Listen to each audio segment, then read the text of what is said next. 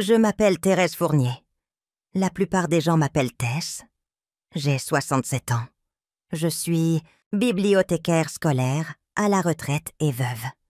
J'ai passé la majeure partie de ma vie à maintenir une famille unie avec patience et une dévotion silencieuse. J'ai construit des repas, des traditions et des souvenirs, comme d'autres construisent des maisons. C'était ce que j'étais. La fondation que personne ne remarque, jusqu'à ce que les murs commencent à se fissurer. J'ai invité mon fils et sa femme pour le dîner de Noël. Le jour J, ils ne sont jamais venus. Ils ont choisi la maison de la mère d'Amélie. Je me suis assise là, seule, jusqu'à ce qu'un livreur arrive avec une enveloppe. Ce que j'ai trouvé à l'intérieur a tout changé. Cette journée avait commencé comme tous mes Noëls d'autrefois. Je me suis levée tôt, j'ai noué mon tablier et j'ai rempli la maison des odeurs qui autrefois attiraient tout le monde dans la cuisine. J'ai fait rôtir une dinde comme Rémi, mon défunt mari, l'aimait, badigeonnée de beurre et d'herbe jusqu'à ce que la peau devienne dorée. J'ai préparé un gratin dauphinois, des haricots verts en persillade et une compotée d'érelles refroidies dans une coupe en cristal. Sur le comptoir refroidissait une tarte aux noix, la préférée de Rémi. J'ai étalé une nappe en dentelle que j'avais crochetée des années auparavant et j'ai disposé 2 assiettes spéciales avec un motif de saule bleu. Elles étaient destinées à mon fils Cédric et à sa femme Amélie. Au centre de la table, j'ai placé un petit ornement en bois, un sapin de Noël que Cédric avait sculpté de ses petites mains en CE2. L'étoile du sommet était ébréchée. La peinture était passée. Pourtant, il avait plus de signification que n'importe quoi, quelle décoration polie. Je l'ai posé comme certaines personnes posent. Un espoir. Je n'arrêtais pas de jeter un coup d'œil à l'horloge. 18 heures était notre tradition. Dans le calme, je n'entendais que le tic-tac de l'horloge murale et le bourdonnement du four qui refroidissait. J'imaginais le bruit d'une voiture qui s'arrête, la porte d'entrée qui s'ouvre, la voix de mon fils qui crie « Maman, on est là !» Au lieu de cela, il y avait un silence si aigu qu'il me tintait aux oreilles. J'ai vérifié la cuisson une dernière fois. J'ai remué la sauce qui frémissait doucement sur le feu. Chaque geste était un rituel, un écho des Noëls passés, où la maison débordait de vie et de rire. Je me souvenais de Rémi, debout près du plan de travail, découpant la dinde avec une précision chirurgicale, son visage concentré se fendant, d'un large sourire lorsqu'il me tendait le premier morceau. Ces souvenirs étaient si vifs qu'ils me faisaient mal, une douleur douce, amère qui serrait ma poitrine.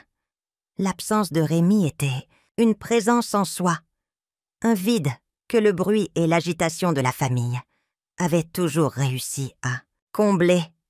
Mais aujourd'hui, ce vide était béant, assourdissant.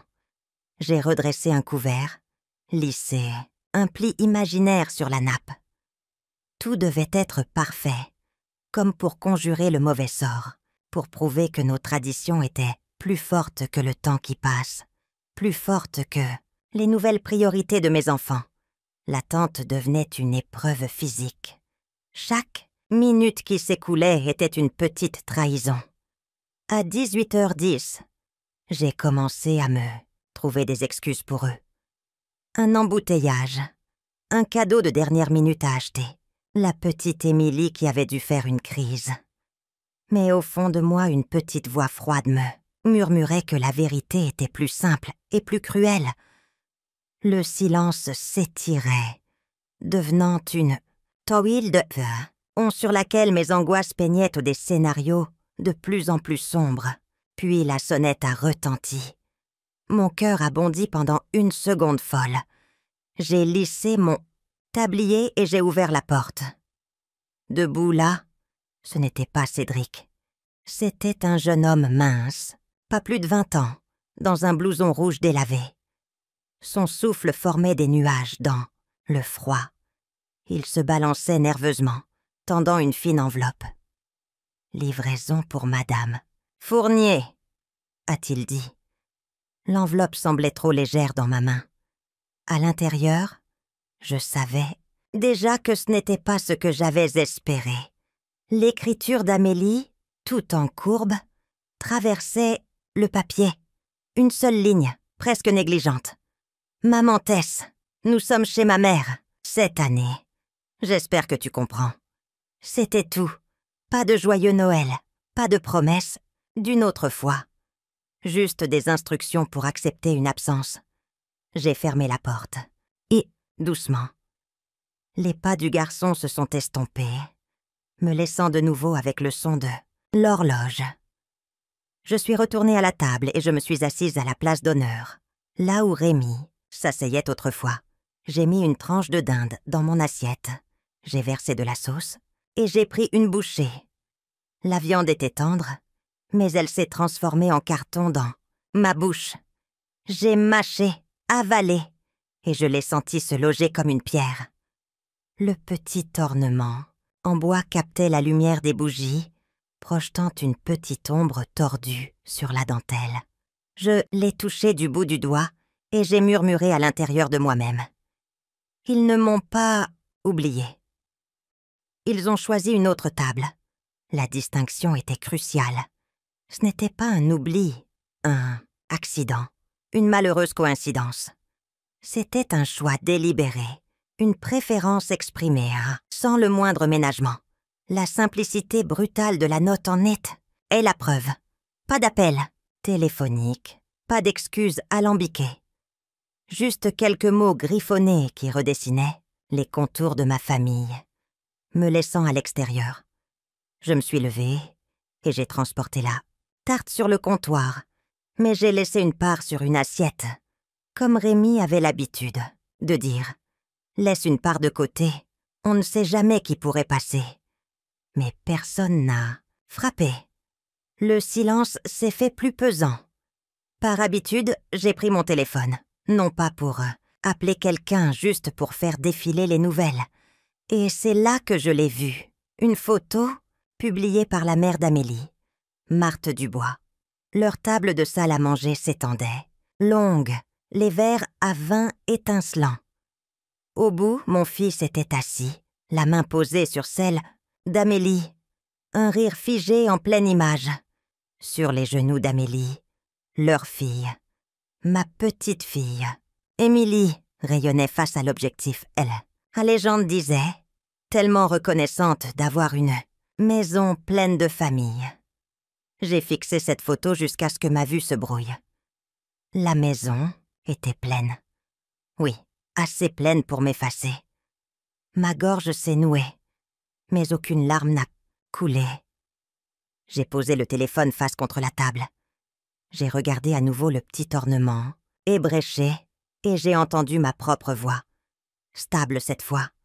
Répète la vérité. Ils ne m'ont pas oublié. Ils ont choisi une autre table. Et à ce moment-là, les mains jointes sur mes genoux, j'ai su que quelque chose était sur le point de changer. Parce que parfois, quand les gens que vous aimez choisissent une autre table, vous découvrez que vous êtes destiné à en construire une pour vous-même. La sonnette a de nouveau fendu le silence. Cette fois-ci, comme un glas. J'ai essuyé mes paumes sur mon tablier et je me suis dirigée vers l'entrée. Quand j'ai ouvert la porte, l'air glacial de l'hiver s'est engouffré dans le couloir. Un jeune homme se tenait là, dans un blouson rouge et un bonnet de laine. Il tenait une enveloppe, comme si elle était fragile. Il avait l'air très jeune. « Livraison pour Madame Fournier », a-t-il dit. Sa voix était précautionneuse. Ses yeux ont glissé par-dessus mon épaule, vers la lueur, derrière moi. Je me suis écartée, non pas pour l'inviter à entrer, mais pour laisser un peu de chaleur atteindre le porche. « Je suis Madame Fournier », ai-je dit. « Merci. » J'ai pris l'enveloppe. Elle était trop légère. une légèreté qui disait que l'espoir était resté ailleurs. Il a baissé la tête pour partir, mais son regard s'est accroché à la salle à manger, au lustre, aux 2 assiettes en porcelaine bleue, à la tarte qui attendait sans preneur. Quelque chose dans son visage s'est adouci. C'était un étranger. Mais il a reconnu la scène, un festin préparé pour des invités absents. Cette reconnaissance m'a piqué plus que je ne l'aurais cru. « Vous travaillez tard à Noël ?» ai-je dit. « Comment vous appelez-vous ?»« Adrien », a-t-il répondu. Ils avaient besoin de chauffeurs, la cohue des fêtes et tout ça. C'est moi, on grinçait. « Je peux y aller ?»« C'est bon », ai-je dit. « Je vous remercie d'avoir apporté ceci. » J'ai brandi l'enveloppe. « Voudriez-vous une part de tarte pour la route? Un café pour votre thermos ?» Il a jeté un coup d'œil par-dessus mon épaule. « Je ne devrais pas, » a-t-il dit. « On nous a dit de ne pas nous arrêter. » Il a hésité. Le mot « non » avait peu de poids face à l'odeur de beurre et de sucre. « C'est de la tarte aux noix ?»« La préférée de Rémi, » ai-je dit. « La mienne maintenant, je suppose. » J'ai mis une part dans une assiette, en carton, et j'ai versé du café dans un gobe. Elle est près de la bouilloire. Je ne lui ai pas demandé d'entrer. J'ai tenu l'assiette et le gobelet sur le seuil comme une offrande. Il a accepté les 2 avec un « merci » silencieux. La vapeur a embué ses lunettes. Pendant un instant, il est resté là, à regarder la table que personne ne réclamait. « Ma mère travaille ce soir », a-t-il dit. « À l'hôpital de nuit. J'y vais après ma tournée. Je vais essayer de la voir à la cafétéria. »« C'est un bon plan, » ai-je dit. « Dites-lui qu'une dame avec trop de tarte, lui, souhaite une nuit douce. » Adrien a hoché la tête. Puis il s'est souvenu des règles. Je devrais y aller. Il a fait un pas, puis s'est arrêté.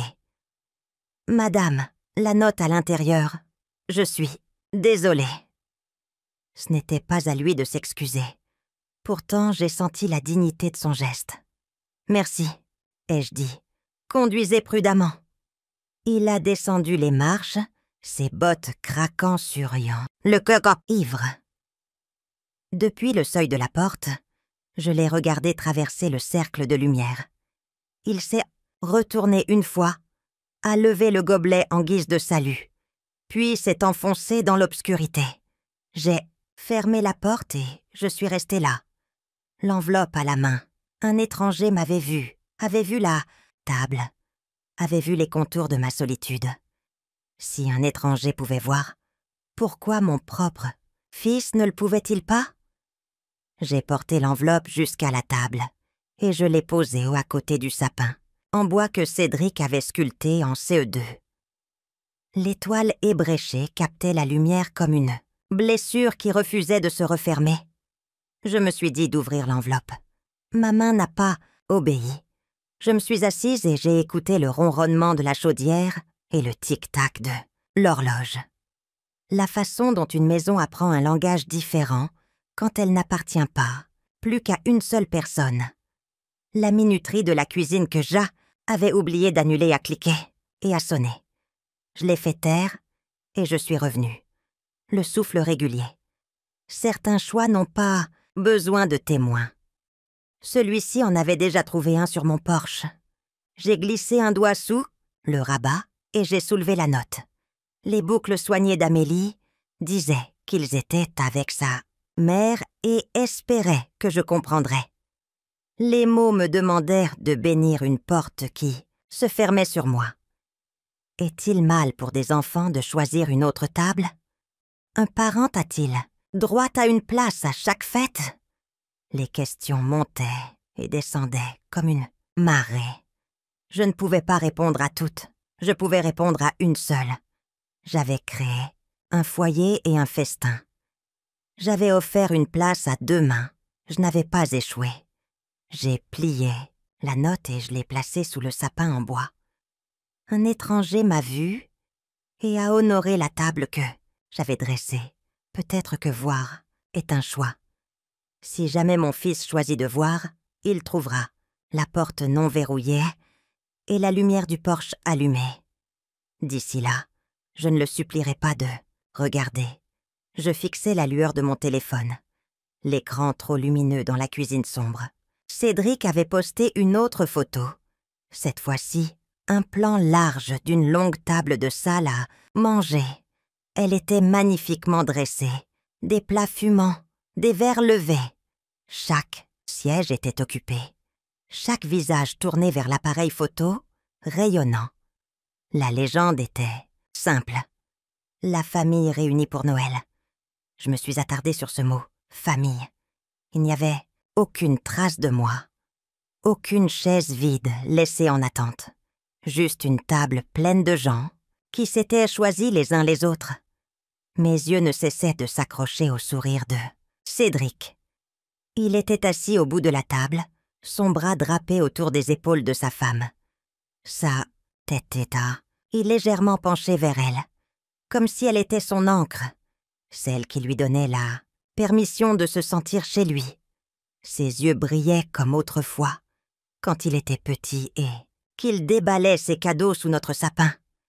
Mais maintenant, cette lumière n'était pas pour moi. Elle était pour elle et pour la famille qu'elle lui avait apportée. J'ai zoomé, sans le vouloir, cherchant sur son visage comme si je pouvais y trouver une lueur de culpabilité, un regard dans ma direction. N'importe quoi qui dise qu'il se souvenait de moi. Mais il n'y avait rien, juste un rire figé dans les pixels. Ce n'était pas la première fois que je voyais ça. L'année dernière, ils étaient arrivés en retard chez moi, les manteaux encore poudrés de neige, les joues rougies par le vin. Ils avaient franchi ma porte avec des sourires polis, déjà rassasiés, du dîner pris à la table de sa mère. Je les avais dépicoré le jambon que j'avais, découpé avec soin, grignoté la tarte que j'avais préparée de A à Z. Cédric m'avait serré dans ses bras d'un seul bras, équilibrant une boîte de restes de la cuisine de quelqu'un, d'autre dans l'autre. Je m'étais dit que ce n'était pas grave. Au moins, ils étaient venus. Au moins, ils s'étaient souvenus de moi assez pour passer. J'avais souri trop vivement, coupé, des parts de dessert supplémentaires, versé plus de cidre, désespéré d'étirer les quelques minutes qu'on m'accordait. Et quand la porte s'était finalement refermée derrière eux, j'étais restée seule dans la maison silencieuse, me demandant à quel moment précis j'étais devenue la pensée après coup. Ce souvenir me pressait maintenant, aussi tranchant que du verre brisé. Ma gorge s'est resserrée et j'ai entendu mes propres mots à l'intérieur, accusateurs et doux à la fois. Me suis-je habituée à Etty, le choix après que tous les autres choix ont été faits? Cette pensée m'a tordu l'estomac. J'ai posé le téléphone face contre la table. Mais il était trop tard. L'image était déjà imprimée en moi. La façon dont son sourire s'étendait à travers la table à tout le monde, sauf à moi. La cuillère que j'avais laissée dans ma soupe à moitié mangée a tremblé dans ma main quand je l'ai reprise. J'ai essayé de la stabiliser, mais ma prise affaiblit, et le bouillon s'est renversé dans le bol. Ma respiration est devenue courte. La cuisine était trop immobile, trop lourde. J'ai posé la cuillère avec précaution, comme si elle pouvait se briser si je n'étais pas douce. Mes doigts se sont attardés sur le métal froid, puis se sont recroquevillés sur mes genoux. Pendant un long moment, je suis restée assise là, à écouter le bourdonnement du réfrigérateur, le faible tic-tac de l'horloge. J'ai pensé à l'appeler, mais que dirais-je? Que j'avais vu la photo, que je remarquais chaque espace vide dans ma propre vie en la regardant, que je n'étais pas en colère, juste fatiguée d'attendre une place à une table qui ne m'était jamais destinée. Un soupir s'est échappé avant que je ne puisse le retenir. Bas et final, comme s'il venait d'un endroit plus profond que mes poumons.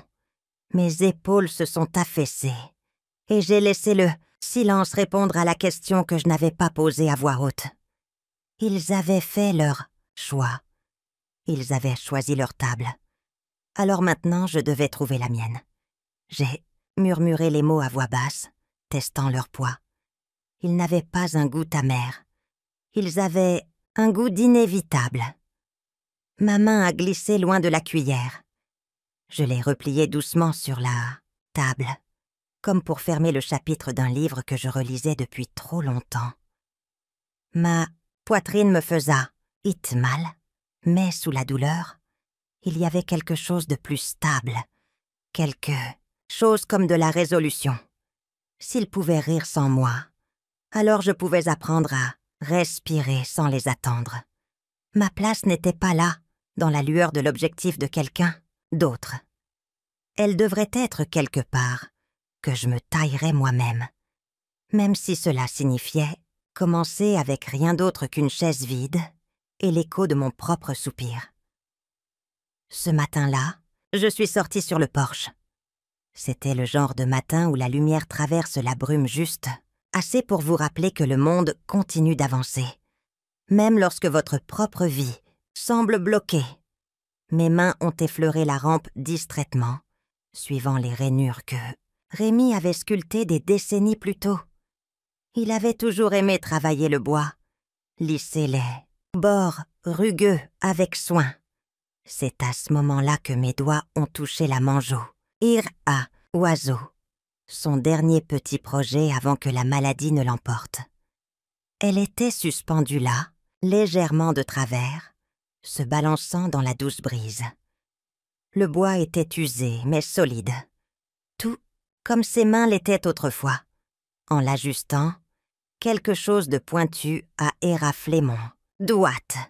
Mon regard a été attiré par le coin d'une enveloppe coincée entre le panneau et le cadre de la mangeoire. Mon souffle s'est coupé. Je l'ai tiré, mes mains tremblantes. Le papier était usé par le temps, les bords recourbés, mais l'écriture était inimitable. Les lettres, en boucle de Rémi éplant mon nom. Tess, je l'ai pressé contre ma poitrine avant d'oser l'ouvrir. Pendant un instant, je suis restée figée, comme si en l'ouvrant, j'allais entendre à nouveau sa voix et peut-être me briser en morceaux. Finalement, j'ai glissé mon doigt sous le rabat et j'ai déplié la lettre. Son odeur de cèdre et de tabac léger persistait sur le papier, si familière qu'elle a instantanément fait monter les larmes à mes yeux. « Ma Tess, commençait-elle, si tu as trouvé ceci, alors le temps a fait ce que ni la guerre, ni la distance n'ont jamais pu faire. Il m'a pris à toi. Je n'ai pas pu dire tout ce que je voulais à la fin. Alors, j'ai glissé ces mots ici, où je savais que tes mains pourraient un jour errer. Si jamais on te repousse de leur table, souviens-toi que tu as ta propre porte. » La phrase m'a frappée, comme le tonnerre. Mes genoux ont presque fléchi en la relisant, murmurant les mots dans le calme du matin.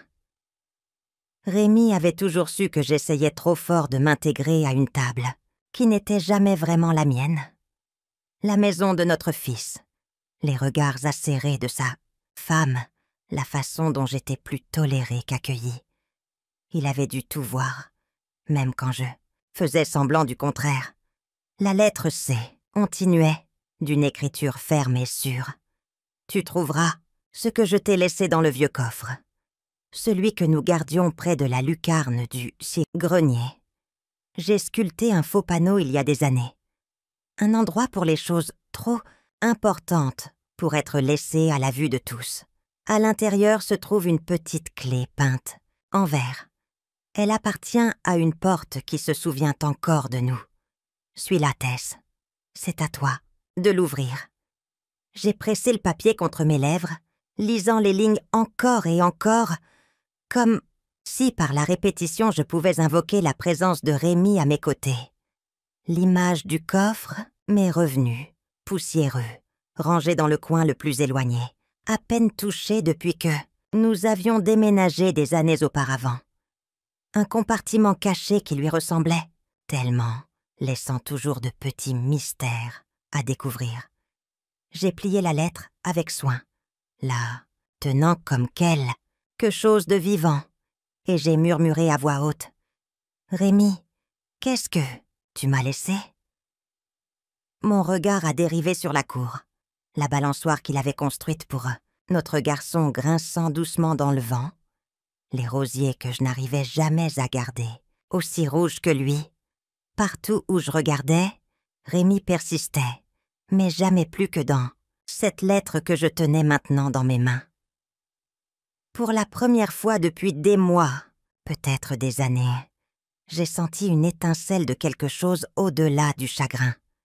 Un but, la clé verte, le panneau secret, la promesse d'une autre porte.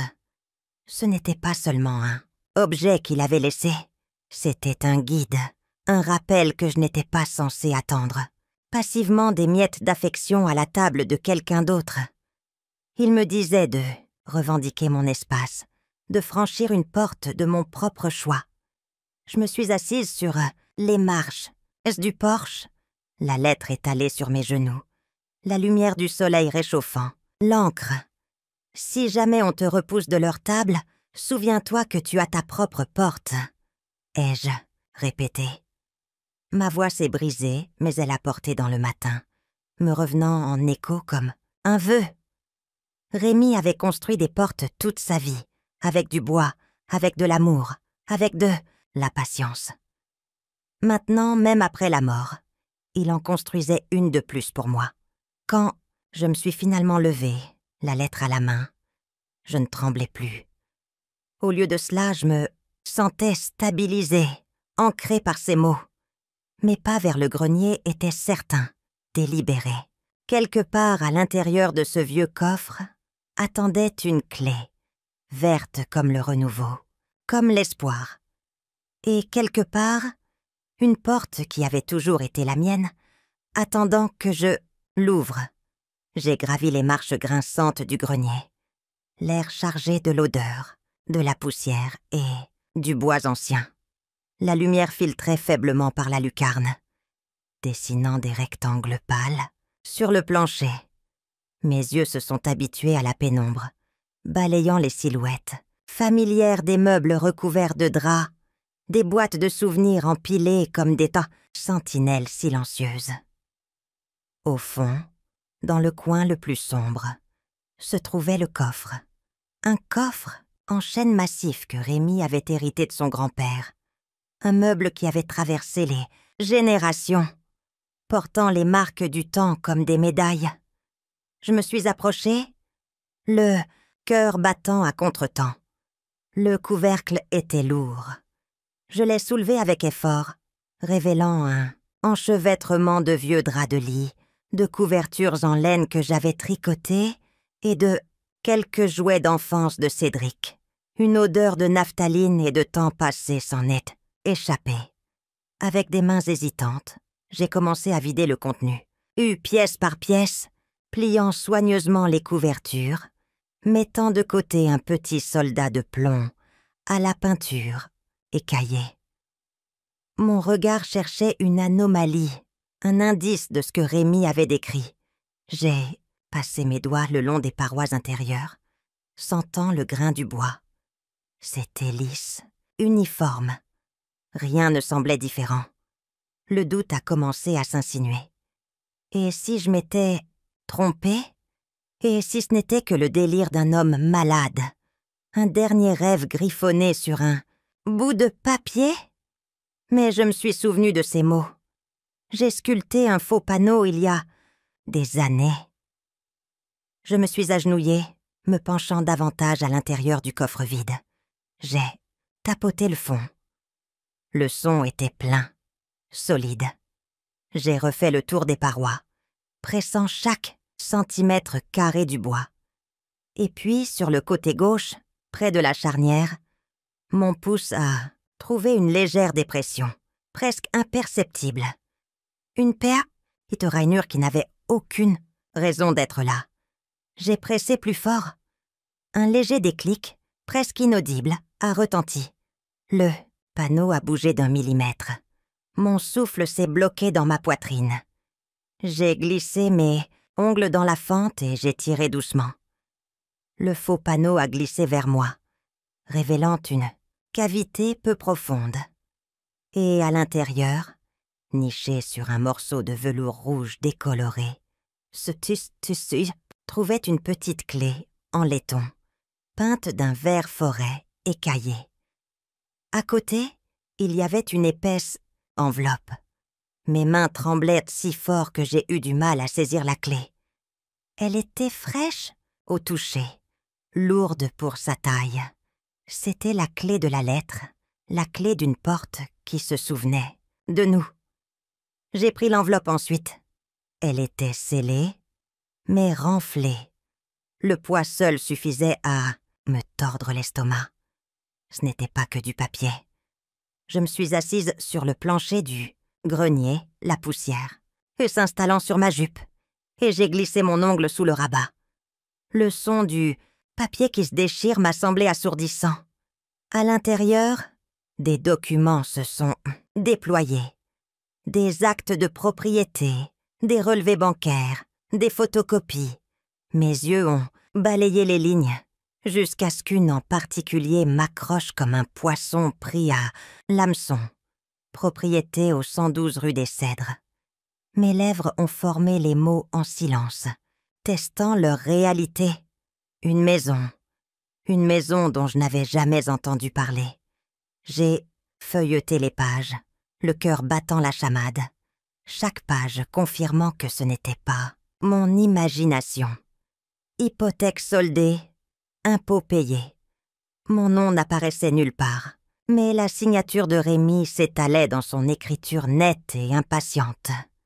Et puis, glissée sous les papiers, il y avait une plus petite enveloppe. Mon souffle a vacillé en l'ouvrant. Une petite note en est tombée, pliée en 2. Je l'ai dépliée. L'écriture était différente, plus douce, moins rigide que celle de Rémi. Ne m'en dis pas une place. Ouvre ta propre porte. J'ai lu la phrase 1 fois, 2 fois, 10 fois. La signification me frappait plus durement à chaque lecture, enflant dans ma poitrine, jusqu'à ce que mes côtes me fassent mal. Quelqu'un avait laissé ça pour moi. Quelqu'un savait comment j'avais supplié, rapetissé, me pliant en 4, juste pour rester aux côtés de ma famille. Quelqu'un me disait que je n'avais plus à le faire. Mes doigts se sont refermés sur la clé. Elle était assez petite pour se cacher dans ma paume. Pourtant, j'avais l'impression de tenir une bouée de sauvetage. Le laiton était frais au début, mais plus je le tenais, plus il se réchauffait, jusqu'à ce qu'il semble vivant contre ma peau. Un pouls qui n'était pas le mien, mais qui, d'une manière ou d'une autre, m'était destiné. J'ai pressé la note contre ma poitrine. Des larmes ont brouillé l'encre. Toute ma vie, on m'avait dit d'être reconnaissante pour des miettes, pour des coins empruntés, pour une chaise tirée à la table de quelqu'un d'autre. Et maintenant, ici même, dans le compartiment, secret d'un homme qui m'avait aimé au-delà de la mort, se trouvait la preuve que je n'avais pas à vivre comme ça. Je suis restée longtemps assise sur le sol du grenier, serrant l'enveloppe, les documents, la clé, comme s'ils pouvaient disparaître si je les lâchais. Ma respiration était irrégulière. Mi-sanglot, mi-rire, une douleur, mais aussi une libération. Les papiers sentaient légèrement la poussière. Mais sous cette odeur, je jurerais avoir senti une trace de bois de cèdre, vive et propre, comme une forêt après la pluie. J'ai imaginé la rue sans des cèdres, une maison que je n'avais jamais vue. Avait-elle des fenêtres, 3 qui donnaient sur le soleil du matin? Un porche assez large pour des fauteuils à bascule? Des pièces résonnant d'un silence qui m'appartenait entièrement. Pour la première fois depuis si longtemps, j'ai imaginé un espace non pas défini par ce qui m'était refusé, mais parce que je pouvais réclamer. J'ai passé mon pouce le long des dents de la clé jusqu'à ce qu'elle me pique la peau. La petite piqûre n'a fait que me la faire serrer plus fort. Mon cœur battait la chamade de peur. Oui, mais aussi avec quelque chose que je croyais avoir perdu. L'espoir. Cette nuit-là, je n'ai pas dormi. Je suis restée éveillée, l'enveloppe sous mon oreiller, la clé, bien au chaud dans mon poing, me répétant sans cesse « Ne m'en dis pas une place. Ouvre ta propre porte. » Je conduisais lentement ce matin d'hiver. Les pneus de ma vieille voiture crissant contre le gravier durci par le gel alors que je hurnais dans la rue des Cèdres. Le monde était silencieux, enveloppé d'un fin voile de brume blanche qui s'enroulait entre les arbres nus, leurs branches acérées, se découpant sur le ciel pâle. Ma respiration sortait en petites bouffées, nerveuses, presque enfantines. Pendant des semaines, j'avais évité ce trajet, me disant que c'était inutile, que la maison n'était que du bois et des clous. Mais mon cœur savait mieux. Aujourd'hui, je devais y faire face. Quand la petite maison est apparue, ma poitrine s'est serrée. Elle se tenait humblement au bout de la rue. Une petite maison en bois avec des planches de cèdre patinées par des années de neige et de pluie. Sa porte était peinte d'un vert tendre, la couleur des nouvelles feuilles. Et sur le porche, 2 chaises se balançaient faiblement dans le vent. L'une était un simple fauteuil à bascule, sa peinture écaillée, ses accoudoirs usés et lisses. L'autre était un banc robuste, assez large pour 2. J'ai arrêté la voiture, coupé le contact, et je suis restée assise là, à regarder mes mains agrippant le volant. C'était comme si le temps s'était arrêté le jour où il l'avait laissé. Les rideaux étaient soigneusement tirés. Le chemin menant aux marches était balayé, et la boîte aux lettres portait encore son écriture soignée sur le devant. Rémi et moi, Tess. J'ai tracé les lettres avec mes yeux, et j'ai murmuré son nom à voix haute. Un son fragile porté par l'air froid. Lentement, je suis sortie. Le crissement glacé du gravier sous mes bottes était le seul rappel que je n'avais pas dérivé dans un rêve. En traversant le porche, j'ai remarqué quelque chose qui m'a noué la gorge, accroché juste au-dessus du fauteuil à bascule. Sous l'avant-toit, il y avait une plaque en bois. Les lettres étaient gravées dans le cèdre par la main ferme de Rémi. « Bienvenue chez toi, Tess. » Je me suis figée. Mes lèvres se sont entr'ouvertes, mais aucun son n'est sorti. Un rire a jailli de moi, rauque et tremblant, suivi de larmes qui brûlaient chaudement contre mes joues glacées. Rémi avait laissé ça pour moi. Il avait su. Il avait compris qu'un jour j'aurais besoin d'un endroit où retourner. Un endroit qui serait à moi. À l'intérieur, la maison sentait légèrement le pin et le bois, bien que le foyer soit froid. La lumière du soleil filtrait à travers les rideaux en dentelle, touchant chaque coin comme une bénédiction. Mes yeux parcouraient la pièce, s'imprégnant des détails. Le couvre-lit drapé sur le canapé, cousu de bleu et de brun.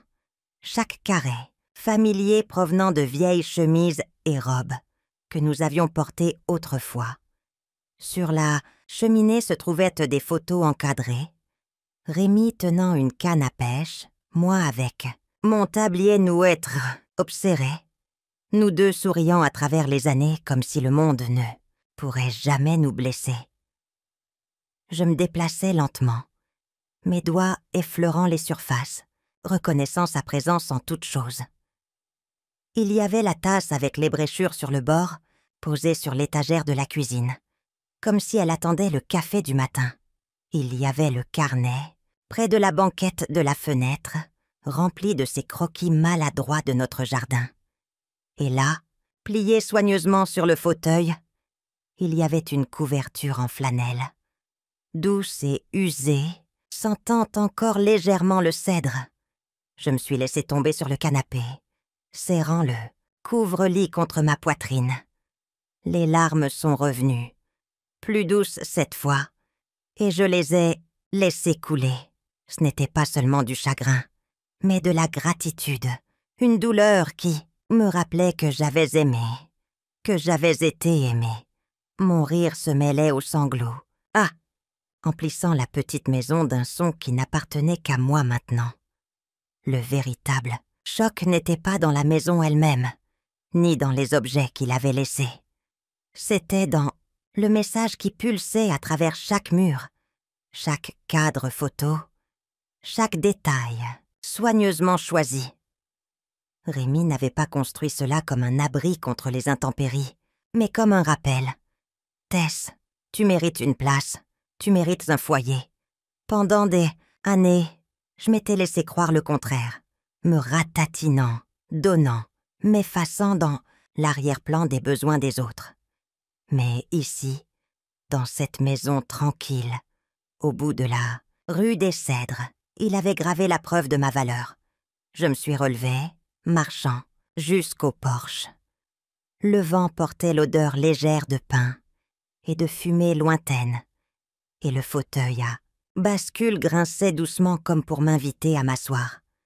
Je me suis installée dedans, le bois fer me met familier sous moi, et j'ai regardé la route d'où j'étais venue.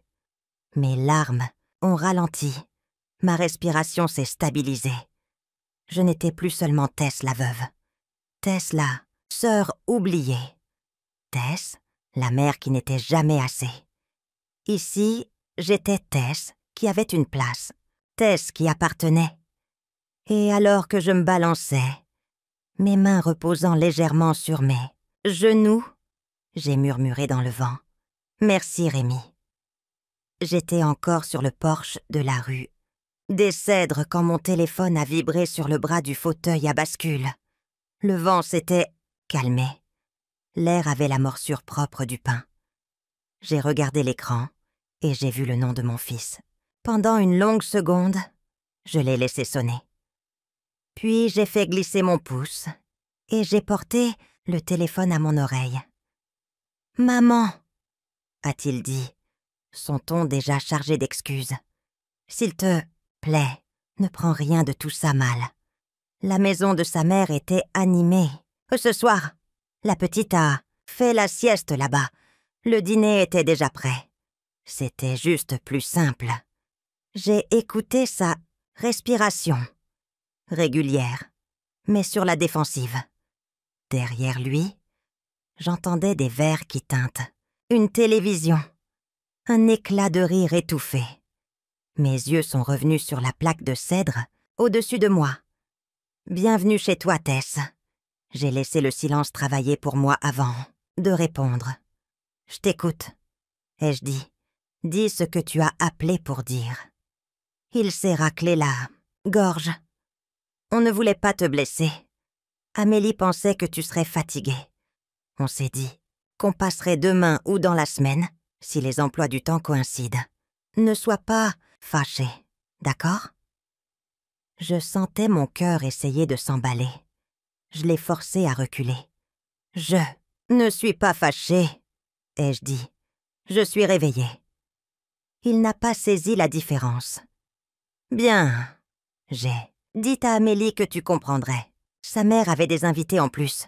Il n'y a pas de parking facile près de chez toi. Émilie devient capricieuse le soir. On ne voulait pas la traîner partout. Tu comprends ?» Le fauteuil a grincé quand j'ai bougé. Un jet s'est posé sur la rampe du porche et a agité sa queue. Le monde ne s'arrêtait pas pour notre conversation. « Cédric, » ai-je dit d'une voix douce et claire, « tu as choisi ta table. » Il a expiré comme si la phrase était inoffensive. « Oui, pour ce soir.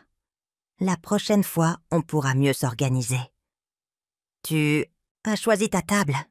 ai-je répété plus lentement. « Et j'ai choisi la mienne. » Le silence à l'autre bout du fil a changé de nature. Il a éloigné le téléphone pendant une seconde. J'ai entendu des mots étouffés. Peut-être quelqu'un lui demandant à qui il parlait. Quand il est revenu, sa voix avait une pointe d'agacement.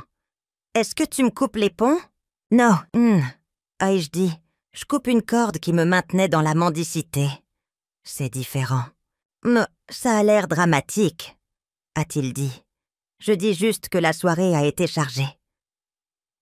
Pourquoi Anton s'entend faire toute une histoire? Parce que j'ai passé des années à me dire que ce n'était qu'un soir. Ai-je dit, ce n'est pas un soir. C'est une habitude. Je dresse une table. Tu arrives? D'une autre table, déjà rassasiée. Tu me demandes de comprendre. Je comprends et maintenant j'agis en conséquence. Il a d'abord essayé l'humour. Alors, qu'est-ce que ça veut dire, agir en conséquence? Tu déménages? C'est à propos de cette vieille maisonnette dont parlait papa? Ça veut dire que j'en ai fini de devoir justifier mes sentiments, ai-je dit. Ça veut dire que ma porte est ouverte à mon fils quand il vient tant que mon fils, pas en tant qu'invité qui me case entre deux rendez-vous. Ce n'est pas juste, a-t-il dit. Tu sais comment sont les emplois du temps. La mère d'Amélie nous attend aussi. On ne peut pas être à deux endroits à la fois. Je le sais, ai-je dit. C'est. Pourquoi choisir est honnête. Je ne suis pas en colère contre le choix. J'en ai juste fini de prétendre qu'il n'a pas eu lieu. Il est redevenu silencieux. En arrière-plan, un enfant a crié. J'ai pu imaginer Émilie avec des doigts collants et une couronne en papier. J'ai fermé les yeux et j'ai laissé une douleur me traverser. Je ne l'ai pas combattue. Je ne l'ai pas nourrie. Tu veux que je passe ce soir? A-t-il demandé. On peut apporter des restes. On peut arranger ça. Je n'ai pas besoin de restes, ai-je dit. J'ai besoin de vérité. Si tu veux me rendre visite, tu es le bienvenu. Choisis un jour parce que tu veux être avec moi, pas parce que tu te sens coupable entre deux plats. Il a soupiré, un soupir long et las. Amélie va penser que tu es en colère contre elle. Tu peux lui dire que je ne suis pas en colère, ai-je dit. Je construis une vie qui n'attend pas dans l'allée. Alors tu es sérieuse, a-t-il dit. Tu choisis ta propre table. Oui, ai-je dit. Elle a de la place pour toi. Elle aura toujours de la place pour toi. Mais je ne resterai plus devant la porte de quelqu'un d'autre en espérant des miettes. Il n'a pas parlé pendant un moment. Puis il a dit, plus doucement. Tu es en train de dire que je suis un mauvais fils? Non, ai-je dit. Je suis en train de dire que je suis une personne à part entière. J'ai respiré, et l'air froid de la rue des Cèdres m'a semblé pur et vivifiant, comme si je respirais pour la première fois sans le poids de l'attente sur ma poitrine. C'était une conversation que j'aurais dû avoir des années plus tôt, mais je n'avais jamais eu la force, ni le lieu, pour la tenir. Ce porche, cette maison, c'était mon territoire, mon ancre. C'était de là que je pouvais enfin parler sans trembler. Le silence de Cédric à l'autre bout du fil n'était plus une arme contre moi. C'était simplement un vide qu'il devait maintenant combler avec ses propres mots, ses propres décisions. Je n'allais plus me précipiter pour le remplir de mes propres apaisements et de mes excuses pour son comportement. Je me suis balancée doucement dans le fauteuil, le bois grinçant un rythme, lent et régulier. J'ai attendu. Je pouvais presque l'entendre penser, peser ses options. Le Cédric que je connaissais chercherait la sortie la plus facile, la phrase qui mettrait fin à la confrontation et lui permettrait de retourner à la chaleur de la fête. « Écoute, maman, je suis fatiguée, » a-t-il finalement dit, sa voix plate. « On en reparlera. Ne fais rien de stupide. » Non, condescendance dans sa voix. Cette vieille habitude de me traiter comme une enfant, émotive, a piqué, mais n'a pas blessé comme avant. C'était comme observer un vieil orage, depuis un abri sûr. Je ne fais rien de stupide, Cédric. Je prends soin de moi. Ai-je répondu, ma voix égale. C'est peut-être ce qui te semble étrange. Passe une bonne soirée. Dis bonjour à Émilie de ma part. » Je n'ai pas attendu sa réponse. J'ai appuyé sur le bouton pour mettre fin à l'appel. Le silence est revenu. Mais c'était un silence différent, maintenant. Ce n'était plus le silence de l'abandon. C'était le silence du choix. J'ai posé le téléphone, écran vers le bas. J'ai levé les yeux vers le ciel crépusculaire, où les premières étoiles commençaient à percer le voile bleu profond. Une paix profonde, presque inconnue, s'est installée en moi. Je n'avais rien gagné, je n'avais rien perdu. J'avais simplement tracé une ligne dans le sable, une frontière autour de mon propre cœur. La plaque au-dessus de ma tête semblait briller dans la lumière déclinante. « Bienvenue chez toi, Tess. »« Oui, » ai-je pensé. « Enfin, je suis à la maison. » Je n'aurais jamais pensé que l'acte final de mon histoire serait si calme. Pas de confettis, pas de caméra, pas d'enfant repentant se précipitant dans mes bras. Juste moi, un stylo et un morceau de papier que j'avais plié et replié tant de fois. Les bords étaient doux comme du tissu. La maison était calme, comme elle l'était. Toujours maintenant, la rue des Cèdres avait une façon de tenir le silence comme un ami, m'enveloppant dans un calme qui pouvait parfois ressembler à une cage.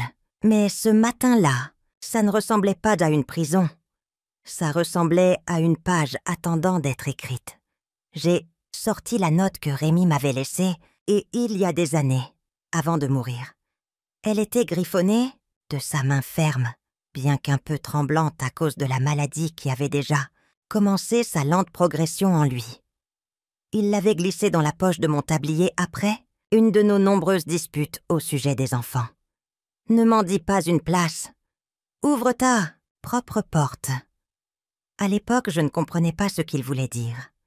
Je pensais qu'il était juste fatigué de m'entendre me demander à voix haute pourquoi nos enfants adultes ne semblaient jamais m'inviter, pourquoi il y avait toujours une excuse, une table pleine, une nouvelle tradition, la maison de quelqu'un d'autre, les règles de quelqu'un d'autre. Rémi, à sa manière têtue, m'avait toujours exhorté à ne pas attendre la permission de qui que ce soit. Il construisait des choses de ses mains, réparait des portes, fabriquait des tables, rapiéçait des toits, et il ne pouvait pas comprendre pourquoi je perdais tant de souffle à espérer une chaise dans la maison de quelqu'un d'autre. Il m'a fallu des années d'espoir meurtri, des années d'attente près du téléphone pour enfin comprendre. Alors, ce matin-là, je me suis assise à la table de la cuisine de la rue des Cèdres, celle que Rémi avait construite de ses propres mains, en chêne massif poli par des décennies de repas, de rire et, plus tard, de silence. J'ai lissé le papier et j'ai réécrit les mots de ma propre main. « Ne m'en dis pas une place. Ouvre ta propre porte. » Je l'ai collé à l'intérieur de mon placard de cuisine, juste là où se trouvaient les sachets de thé. Un endroit où je le verrais chaque matin, non pas comme un reproche, mais comme une boussole. Quand j'ai reculé, le papier a légèrement flotté à cause du souffle du chauffage, comme s'il était vivant, respirant, s'installant dans sa nouvelle maison. Je me suis préparé un thé, de la camomille, avec du miel, et je me suis approché de la fenêtre. Dehors, les moineaux s'étaient de nouveau rassemblés. J'avais acheté une vieille mangeoire à oiseaux en bois dans un vide-grenier, Illy, à 2 mois, et chaque matin maintenant, je la remplissais. Les oiseaux venaient en groupe, un peu turbulents, les ailes se frôlant, se disputant l'espace. Mais d'une manière ou d'une autre, il y avait toujours assez de graines pour tout le monde. J'ai appuyé mon front contre la vitre froide et je les ai regardés. Leurs petits corps déterminés luttant contre le froid de l'hiver. Ils n'attendaient pas la permission. Ils ne mendiaient pas d'espace. Ils atterrissaient simplement, prenaient ce dont ils avaient ce besoin, puis repartait sans se soucier de savoir si les autres approuvaient. C'était ma table maintenant, celle de l'extérieur, où la vieillesse rassemblait, que j'y sois invitée ou non. Pour la première fois depuis des années, la solitude lancinante qui me rongeait habituellement pendant la semaine de Noël n'était pas si aiguë. Elle était là, oui, mais plus douce, plus comme une cicatrice qu'une plaie ouverte. J'ai pensé à mes enfants, à Cédric, dont la femme avait dit un jour que leur maison était trop petite pour m'accueillir, à ma fille, Claire, qui m'avait envoyé un texto disant que son mari préférait garder les fêtes juste en famille, aux anniversaires manqués, aux dîners où je souriais poliment, bien que ma chaise soit au bout de la table, pratiquement dans une autre pièce. Et pourtant, en restant là à regarder les moineaux, j'ai réalisé quelque chose. Il avait choisi une autre table, mais j'avais choisi la mienne. Ce changement était si subtil que je l'ai presque manqué. Mais il était là. Pendant des années, je m'étais... Il se définit par les invitations que je recevais ou non. Ma valeur semblait liée au fait que mon téléphone s'allume avec un message disant « On t'a gardé une place ». Et quand ce n'était pas le cas, je m'effondrais. Mais maintenant, je voyais les choses différemment.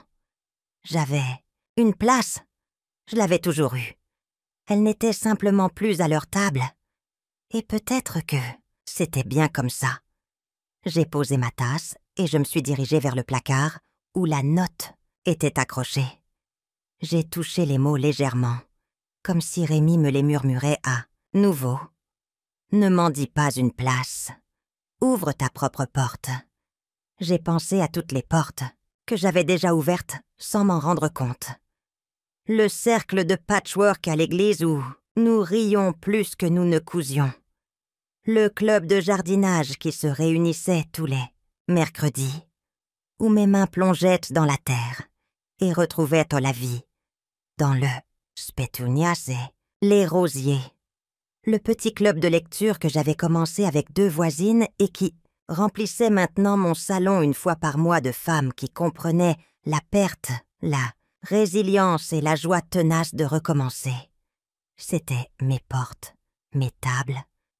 Et la vérité, c'est que les anciennes ne me manquaient plus autant. Je me suis assise à la table, j'ai sorti une nouvelle feuille de papier à lettres et j'ai commencé à écrire, non pas à mes enfants, mais à moi-même. Une sorte de lettre, une déclaration. Chère Tess, tu es assez.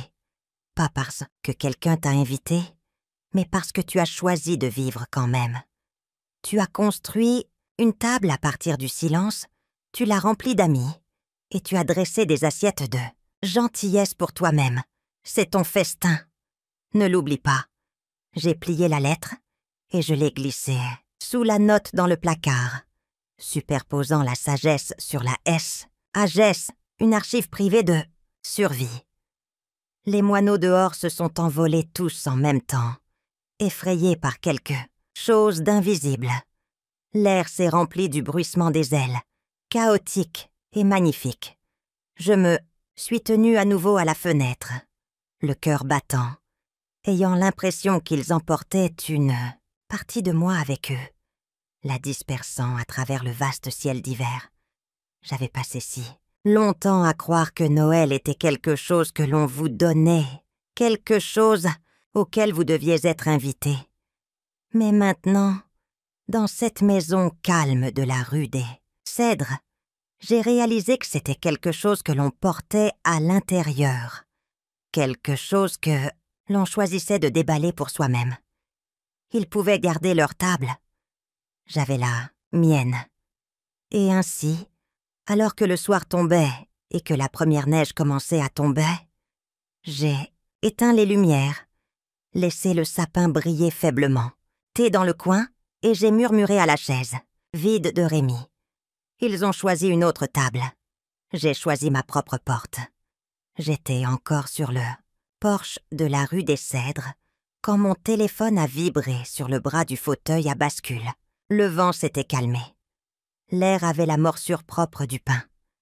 J'ai regardé l'écran et j'ai vu le nom de mon fils. Pendant une longue seconde, je l'ai laissé sonner.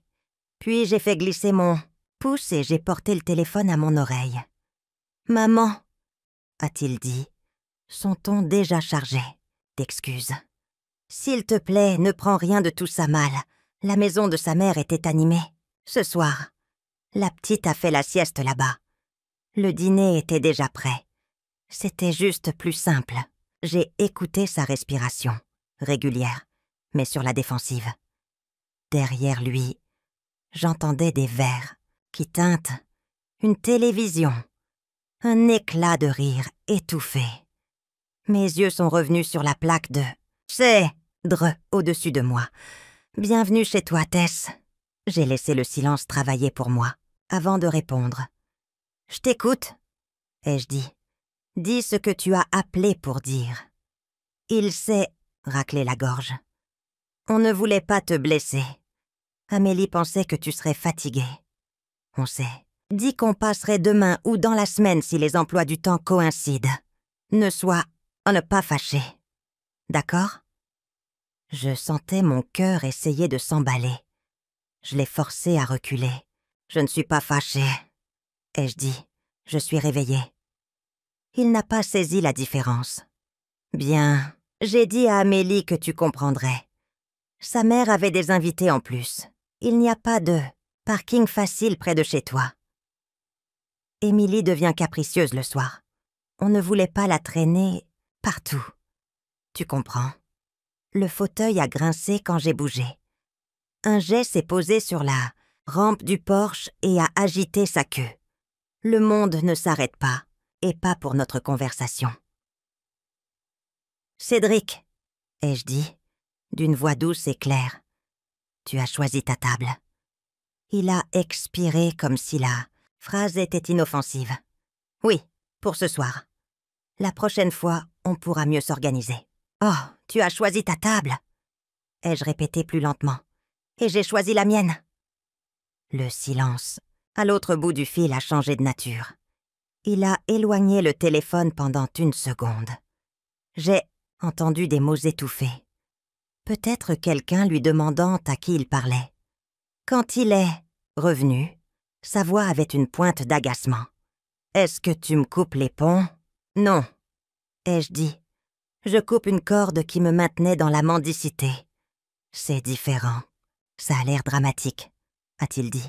« Je dis juste que la soirée a été chargée. » Pourquoi en ce moment faire toute une histoire ? Parce que j'ai passé des années à me dire que ce n'était qu'un soir, ai-je dit. Ce n'est pas un soir. C'est une habitude. Je dresse une table. Tu arrives d'une autre table, déjà rassasiée. Tu me demandes de comprendre. Je comprends et maintenant j'agis en conséquence. Il a d'abord essayé l'humour. Alors, qu'est-ce que ça veut dire agir en conséquence ? Tu déménages ? C'est à propos de cette vieille maisonnette dont parlait papa. Ça veut dire que j'en ai fini de devoir justifier mes sentiments, ai-je dit. Ça veut dire que ma porte est ouverte à mon fils, quand il vient tant que mon fils, pas en tant qu'invité qui me case entre deux rendez-vous. Ce n'est pas juste, a-t-il dit. Tu sais comment sont les emplois du temps. La mère d'Amélie nous attend aussi. On ne peut pas être à deux endroits à la fois. Je le sais, ai-je dit. C'est pourquoi choisir est honnête. Je ne suis pas en colère contre le choix. J'en ai juste fini de prétendre qu'il n'a pas eu lieu. Il est redevenu silencieux. En arrière-plan, un enfant a crié. J'ai pu imaginer Émilie avec des doigts collants et une couronne en papier. J'ai fermé les yeux et j'ai laissé une douleur me traverser. Je ne l'ai pas combattue. Je ne l'ai pas nourrie. « Tu veux que je passe ce soir ?» a-t-il demandé. « On peut apporter des restes. On peut arranger ça. » « Je n'ai pas besoin de restes, » ai-je dit. « J'ai besoin de vérité. Si tu veux me rendre visite, Tu es le bienvenu. Choisis un jour parce que tu veux être avec moi. Pas parce que tu te sens coupable entre deux plats. » Il a soupiré. Un soupir long et las. « Amélia va penser que tu es en colère contre elle. » « Tu peux lui dire que je ne suis pas en colère, » ai-je dit. « Je construis une vie qui n'attend pas dans l'allée. »« Alors tu es sérieuse, » a-t-il dit. « Tu choisis ta propre table. »« Oui, » ai-je dit. « Elle a de la place pour toi. Elle aura toujours de la place pour toi. Mais je ne resterai plus devant la porte de quelqu'un d'autre en espérant des miettes. » Il n'a pas parlé pendant un moment. Puis il a dit, plus doucement, « Tu es en train de dire que je suis un mauvais fils? »« Non, » ai-je dit. « Je suis en train de dire que je suis une personne à part entière. » J'ai respiré. Je ne m'attendais pas à me retrouver à la banque du centre-ville que Rémi et moi avions utilisée pendant des décennies. Les sols en marbre résonnaient sous mes chaussures, et la faible odeur de papier et de laiton poli ramenait des souvenirs d'après-midi où Rémi m'amenait ici, sa main ferme sur la mienne, m'assurant que nous planifions un avenir sûr. Maintenant, en y entrant seule, je me sentais comme une intruse dans un monde qu'il avait autrefois navigué si facilement. J'avais demandé à voir Nora M. Artin, la directrice de l'agence et, plus importante encore, une amie. Proche de Rémi depuis les années où il siégeait au conseil municipal, elle m'a accueillie dans son bureau avec une chaleur qui a dissipé mon anxiété. Ses yeux se sont adoucis alors qu'elle me faisait signe de m'asseoir. « Tess, » dit-elle doucement, « je suis contente que tu sois venue. » Rémi m'a toujours fait confiance pour veiller aux choses, si quelque chose arrivait. Ces paroles m'ont transpercé d'un mélange de gratitude et de chagrin. Je me suis enfoncée dans le fauteuil en cuir en face de son bureau, serrant l'enveloppe pliée que Rémi avait laissée avec ses documents. Ma voix tremblait. « Nora, je ne sais plus où j'en suis. Mon fils et ma fille, ils agissent comme si je n'avais pas ma place dans ma propre maison. J'ai peur qu'ils ne me mettent dehors. » L'expression de Nora s'est durcie, non pas de colère, mais avec une sorte de certitude professionnelle. Elle a ouvert un dossier sur son bureau et a tapoté quelques papiers. « Tess, cette maison t'appartient entièrement. » Rémi s'en est assuré. Quelques mois avant de mourir, il a mis en place une fiducie. Il m'a dit qu'il voulait te protéger de toutes les manières possibles. Ma poitrine s'est serrée. « Une fiducie ? » ?»« Oui, » expliqua-t-elle patiemment. Rémi a créé une fiducie révocable qui s'est transformée en fiducie irrévocable après sa mort. Cela signifie que la propriété, la maison où tu vis, a été placée dans cette fiducie. Et la fiducie te nomme comme unique bénéficiaire. Personne d'autre n'a de droit légal sur elle. Ni tes enfants, ni des créanciers, ni personne. Ils ne peuvent pas y toucher, Tess, pas à moins que tu n'en décides autrement. Les mots m'ont submergée comme une marée, inattendue et stable. Pendant des semaines, j'avais vécu avec la terreur silencieuse de perdre le dernier morceau de la vie que Rémi et moi avions construite ensemble. Les voix dures de mes enfants résonnaient encore dans mes oreilles. « Tu n'as pas besoin de cette maison, maman. Elle est trop grande pour toi. Cède-nous-la. » J'avais presque fini par les croire. J'avais failli renoncer à ma sécurité et à mes souvenirs parce que la culpabilité a le don de se déguiser en devoir. Nora s'est penchée en avant, sa voix baissant comme si elle savait que j'avais besoin de l'assurance, cousue dans chaque syllabe. Rémi m'a dit un jour, « Tess ne se battra pas pour elle-même, comme elle le mérite. Alors je me battrai à l'avance. » C'est pourquoi il a tout mis en ordre. J'ai pressé mes mains sur mes genoux, clignant des yeux pour retenir les larmes. Je pouvais presque entendre le rire de Rémi. ce grondement sourd qu'il conservait même pendant ses jours les plus malades. Il me connaissait trop bien, connaissait ma tendance à céder, à laisser le confort des autres l'emporter sur le mien. Et il avait travaillé en silence pour me protéger, même des enfants que nous avions élevés ensemble. Mais pourquoi me l'a-t-il pas dit? Ma voix s'est brisée. Pourquoi me laisser douter, avoir l'impression de n'avoir plus rien? Nora allait esquisser un petit sourire. Parce qu'il voulait que tu le découvres quand tu en aurais le plus besoin. Il a dit, elle ne croira pas qu'elle le mérite, à moins que cela n'arrive quand son cœur se sent le plus incertain. La vérité s'est installée dans mes os. C'était comme si Rémi m'avait laissé une dernière conversation, une dernière main sur mon épaule. La fiducie n'était pas seulement une question de propriété, c'était sa façon de dire qu'il me voyait. Même quand je ne pouvais pas voir ma propre l'heure. Nora a fait glisser les papiers envers moi. Ces documents confirment tout. Tu peux vivre dans cette maison pour le reste de ta vie sans crainte. Tu peux la rénover, la vendre, la louer, tout ce que tu veux. Elle t'appartient entièrement. J'ai fixé les papiers, le souffle court. La maison, la cuisine où j'avais appris à mes enfants à faire des biscuits, le jardin que Rémi taillait chaque printemps, le porche où il s'asseyait autrefois avec moi pour regarder le coucher du soleil. Soleil! Tout cela était en sécurité, protégé par un homme qui comprenait que l'amour ne s'arrêtait pas avec la mort. Il continuait dans les choix qu'il laissait derrière lui. Ma voix s'est affermie, bien que mes mains tremblent encore. Rémi m'a donné plus qu'une maison. Il m'a donné une place à table, une que je croyais avoir perdue. Nora a penché la tête, écoutant. Et puis, doucement, j'ai murmuré la phrase où il montait de la moelle de mon chagrin et de ma gratitude. Rémi m'a gardé la place la plus honorable à table, même quand je ne croyais plus mériter de m'asseoir. À ce moment-là, je me sentais à la fois brisée et entière. Brisée parce qu'il me manquait terriblement, entière parce qu'il avait fait en sorte que je puisse me tenir debout seule.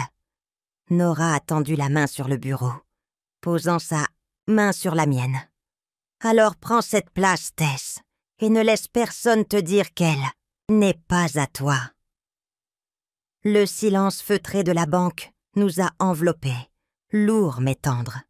Et, pour la première fois depuis la mort de Rémi, j'ai expiré sans peur.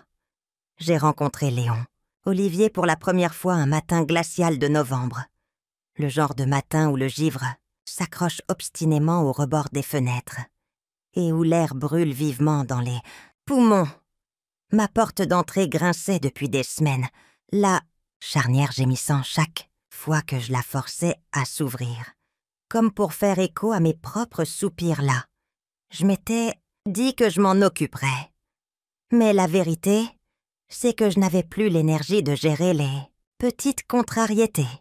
Quand on vit seul et que les murs sont déjà trop silencieux. Un grincement ici ou un gémissement là ressemble presque à de la compagnie. Mais ce matin-là, la charnière a poussé un long cri strident et la porte est restée coincée à moitié ouverte, me piégeant à l'intérieur avec ma propre frustration. C'est à ce moment-là que Léon est apparu. Il habitait 2 maisons plus loin depuis aussi longtemps que je pouvais me souvenir. Un ancien militaire à la retraite, les épaules encore carrées, comme s'il était en inspection. Il était plus âgé que moi, peut-être dans ses 70 ans, avec des cheveux coupés très courts, blancs comme le givre, et des yeux qui portaient le calme constant de quelqu'un qui avait vu plus que la plupart des gens ne voudraient jamais voir. Léon n'était pas un homme de grands discours, mais il avait une façon d'arriver exactement quand on avait besoin d'aide, sans jamais vous faire sentir apitoyé. Ce matin-là, il a traversé ma cour, avec une petite boîte à outils dans une main. son souffle s'enroulant dans l'air froid comme un signal de fumée silencieux. « La porte te pose des problèmes, Tess ?» a-t-il demandé, sa voix basse, pratique, sans jugement. J'ai hoché la tête, embarrassée. « Elle est coincée depuis des semaines. » J'ai juste... Eh bien, je suppose que j'ai continué à remettre ça à plus tard. Il n'a pas répondu avec le genre de sympathie condescendante que certains voisins offraient. Au lieu de cela, il a posé sa boîte à outils, s'est agenouillé près de la charnière et a commencé à la dévisser avec le soin d'un homme qui avait réparé une centaine de portes auparavant. Ses mains étaient rudes, calleuses, mais précises, comme si chaque mouvement portait la discipline de ses années de service. Je suis restée là maladroitement, serrant mon gilet autour de moi, ne sachant pas si je devais m'excuser d'avoir besoin d'aide ou le remercier de l'offrir sans que je le demande. En quelques minutes, il a libéré, nettoyé et huilé la charnière. La porte s'est ouverte et fermée de nouveau, aussi doucement que le jour, où mon défunt mari l'avait installée des décennies auparavant. Je n'ai réalisé que je souriais que lorsque Léon a levé les yeux et m'a fait un petit signe de tête comme pour dire « Voilà, c'est comme ça que ça devrait être. »« Un café ?» ai-je demandé, plus par habitude que par hospitalité. Mon défunt mari, Rémi, avait toujours cru qu'il ne fallait jamais laisser un homme quitter sa maison, sans lui offrir une tasse de quelque chose de chaud. « Déjà pris soin », a dit Léon. Il s'est levé, s'est essuyé les mains sur un vieux chiffon, puis a sorti un petit sac en papier de la poche de sa veste. Il l'a posé doucement sur ma table de cuisine, sans explication. Quand je l'ai ouvert plus tard, j'ai découvert qu'il était rempli de café, fraîchement moulu, du genre qui sentait la terre noire et la fumée. Il n'avait pas demandé si j'en avais besoin. Il n'avait pas demandé si je pouvais me le permettre. Il l'avait simplement apporté, comme s'il comprenait que la gentillesse n'a pas besoin de permission. C'est ce qui m'a frappé chez Léon. Il ne s'immisçait jamais. Il ne m'a pas demandé pourquoi je n'avais pas réparé la charnière moi-même ou pourquoi j'avais l'air de ne pas avoir bien dormi depuis des semaines. Il n'a pas mentionné le silence froid de ma maison ou la façon dont mes enfants s'étaient en fait rares depuis la mort de leur père. Au lieu de cela, il a offert le genre de soin discret et ordinaire qui me rappelait que j'avais encore de l'importance, de petites manières. Sa présence était un miroir, me montrant que même en l'absence de l'attention de ma famille, je valais toujours la peine qu'on se déplace pour moi. C'était le cadeau d'un homme comme lui, un faire-valoir, un contraste avec la cruauté de ceux qui auraient dû m'aimer le plus. Quelques jours plus tard, lorsque la température a encore baissé et que ma chaudière a eu du mal à suivre, Léon est réapparu. Je suis entrée dans la cuisine pour le trouver accroupi devant ma cheminée, empilant du petit bois comme si c'était la chose la plus naturelle du monde. Il n'a pas frappé. Il ne s'est pas annoncé. D'une manière ou d'une autre, il savait que le froid dans ma maison était devenu insupportable. Quand le flammes ont finalement pris et que la chaleur a commencé à se répandre, il s'est penché en arrière, sur ses talons, a essuyé la suie de ses mains et a fait ce même petit signe de tête.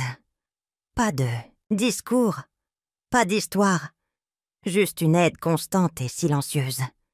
C'est dans ces moments-là que j'ai senti quelque chose changer en moi. Pas une grande révélation, pas un acte de salut spectaculaire, mais un rappel que la vie ne se mesure pas seulement en trahison, en abandon. Elle se mesure aussi à la façon dont un voisin laisse un sac de café sur votre table ou s'agenouille près de votre foyer jusqu'à ce que le feu prenne. Léon n'a pas remplacé la famille que j'avais perdue à cause de l'indifférence, mais il m'a montré que je n'étais pas invisible, que peut-être, juste peut-être, il restait encore de la lumière dans mes jours attendant d'être entretenu. Quand il est parti ce soir-là, je hais ça, lui rester assise près du feu longtemps après que les bûches se soient consumées, l'odeur du café frais flottant encore dans l'air. Pour la première fois depuis longtemps, je me suis autorisée à croire que je méritais ce genre de soins simples et tacites. Et bien que mes enfants ne voient peut-être jamais ma valeur, au moins une personne la voyait. C'était suffisant pour me tenir chaud.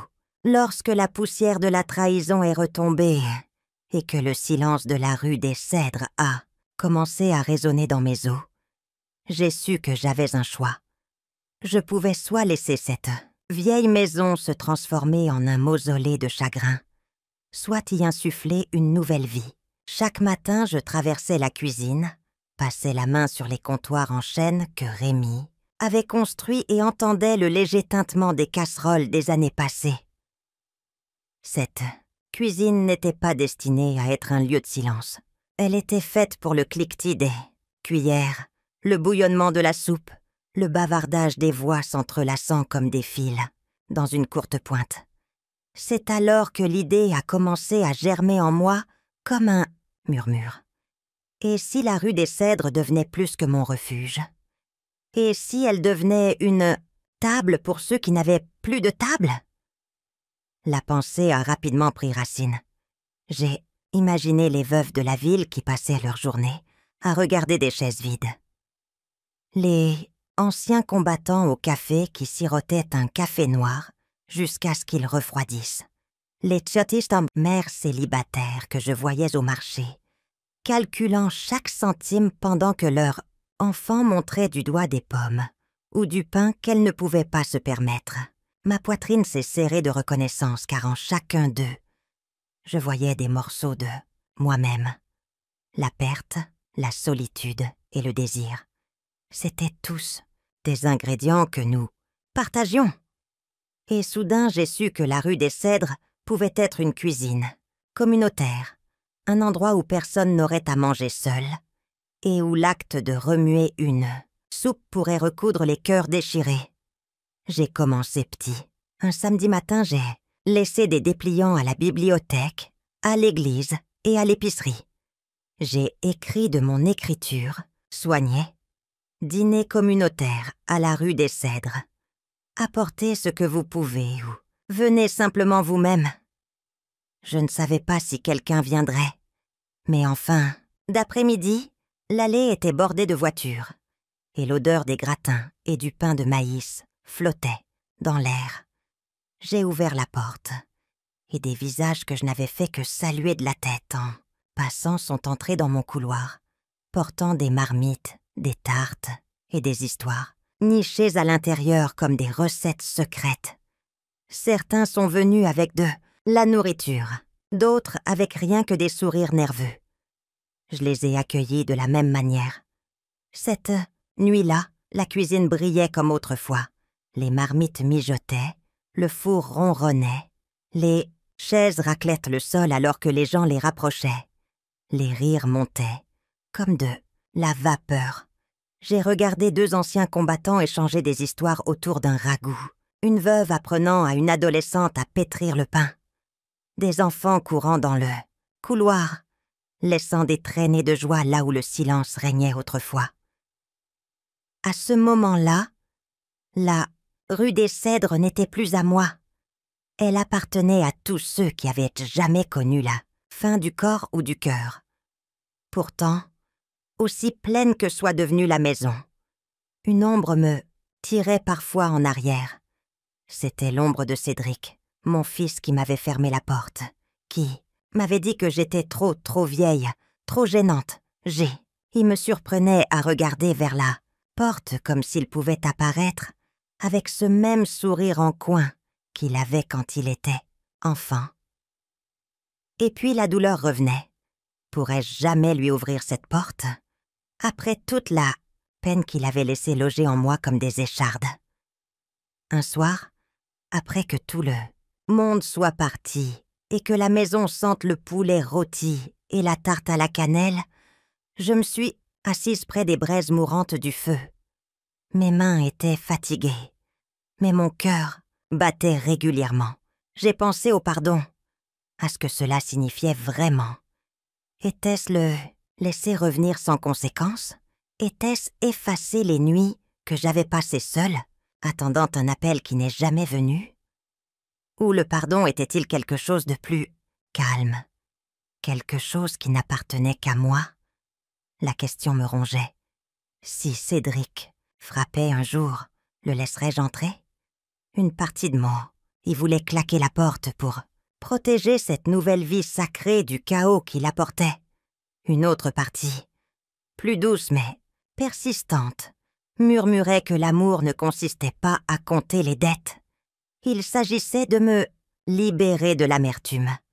Pourtant, je n'étais pas sûre d'avoir encore ce genre de force. Le pardon me semblait être une casserole lourde que je n'avais pas l'énergie de soulever. Alors, j'ai laissé la question en suspens. J'ai décidé que la rue des Cèdres resterait ouverte, à la ville, à ceux qui en avaient le plus besoin. Si jamais Cédric venait, eh bien, j'affronterais ce moment-là. Jusqu'à ce jour, je consacrais mon énergie aux soupes, au pain et au rire qui résonnaient en dessous les chevrons. La maison avait trouvé son nouveau rythme cardiaque. Et peut-être, juste peut-être, je trouvais le mien aussi. Je conduisais lentement cette nuit-là. Les rues étaient silencieuses, comme seules peuvent l'être les fins de soirée dans notre petite ville. Mes mains agrippaient le volant, comme si lâcher prise pouvait m'envoyer en spirale dans un endroit d'où je ne pourrais pas revenir. L'air à l'intérieur de la voiture était lourd, presque vicié, mais j'ai baissé la vitre d'une fente pour sentir quelque chose de réel contre mon visage. La brise nocturne transportait de faibles odeurs de pin, de fumée de bois et de terre humide, me rappelant que la vie en dehors de ma tête bougeait encore, respirait encore, même si j'avais parfois oublié comment le faire. En tournant au coin de la rue de Cédric, j'ai vu la maison éclairée plus vivement que d'habitude. Une lumière jaune et chaude se déversait des fenêtres sur la pelouse tondue. Et à travers les rideaux transparents, je pouvais voir des silhouettes bouger. Des rires flottaient dans la nuit, étouffés, mais indubitablement pleins de vie. Mon estomac s'est noué. Pendant des années, ces pièces m'avaient semblé être les miennes aussi. Je m'asseyais à cette table, versant de la sauce, dans des bols, regardant Cédric taquiner sa sœur, écoutant des histoires qui ne semblaient jamais finir. Ce soir, cependant, le son de leur bonheur ne me blessait pas de la même manière. Il m'a surprise au début, oui, mais ensuite j'ai remarqué quelque chose de différent. Ma poitrine ne s'est pas effondrée. Ma gorge ne s'est pas serrée. Je ne me sentais plus diminuée à l'idée d'être à l'extérieur. J'ai ralenti la voiture, roulant presque jusqu'à l'arrêt. Mes yeux se sont attardés sur le porche où je m'étais tenue autrefois, avec une tarte dans les mains, soucieuse de faire bonne impression. Cette version de moi avait mendié l'appartenance, affamée d'approbation, désespérée d'être admise. La femme qui agrippait le volant maintenant, moi ne mendiais plus. J'ai inspiré profondément, mes poumons se remplissant d'air frais. Je l'ai retenu jusqu'à ce que ma poitrine me fasse mal, puis je l'ai relâché lentement, le laissant emporter des années d'attachement. Mes doigts se sont resserrés sur le cuir, les jointures pâles, les tendons saillants. Pendant un moment, j'ai pensé à toutes les nuits où j'étais passée par ici auparavant, me torturant avec des images de ce que je pensais avoir perdu. Ma prise s'est desserrée, doigt par doigt, jusqu'à ce que mes mains reposent ouvertes sur le volant. Ce petit geste m'a semblé comme décrocher une chaîne autour de mes côtes. Les rires à l'intérieur de la maison ont repris. Un cœur de réconfort pour ceux qui y appartenaient. J'ai réalisé quelque chose. Leur joie ne m'effaçait pas. Elle ne faisait pas taire mon histoire. Je n'étais pas un fantôme planant à leur fenêtre. Je n'étais si amplement plus assise à cette table. C'était tout. Pendant des années, j'avais assimilé l'absence à l'échec. Si je n'étais pas incluse, cela devait signifier que je n'avais aucune valeur. Mais ce soir, pour la première fois, j'ai vu la division différemment. Mon absence n'était pas la preuve de mon insignifiance. C'était la preuve d'une transition.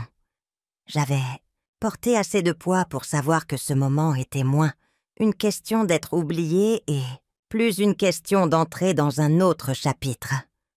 Je ne suis pas oubliée. Me suis-je murmuré, les mots fragiles mais certains. Je ne suis simplement plus à cette table.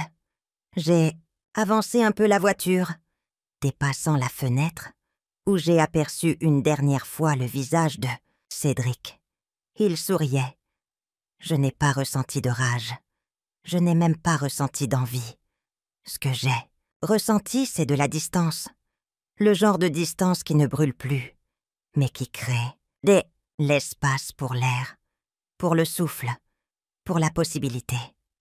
La route s'étendait devant moi, sombre et calme.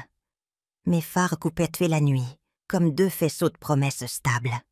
J'ai laissé mes épaules s'enfoncer contre le siège, relâchant une tension que je ne savais pas, que je portais. La voiture bougeait avec moi, ne sursautant plus à chaque contraction de mes poings. J'ai pensé aux années perdues, à me battre pour des miettes d'affection dans cette maison.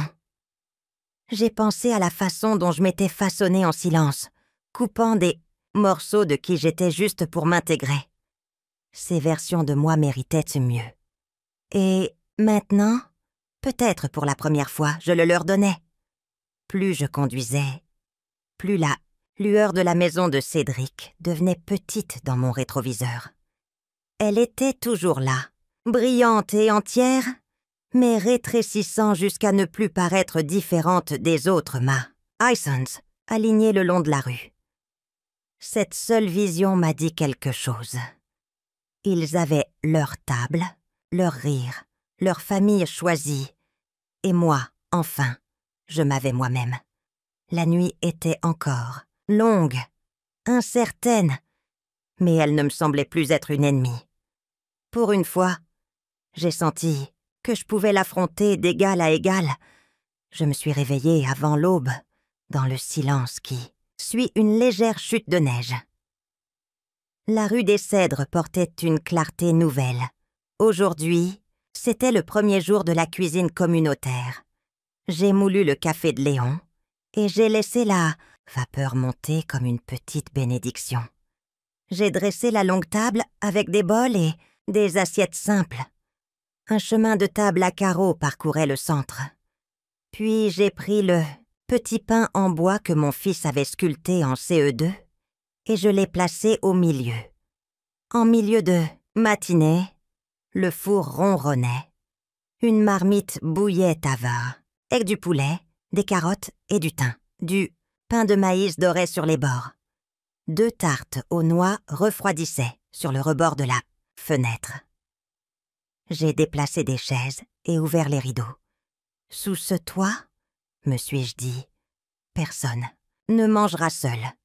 Si vous arrivez en retard, vous arrivez quand même. Des pneus ont crépité sur le gravier vers midi.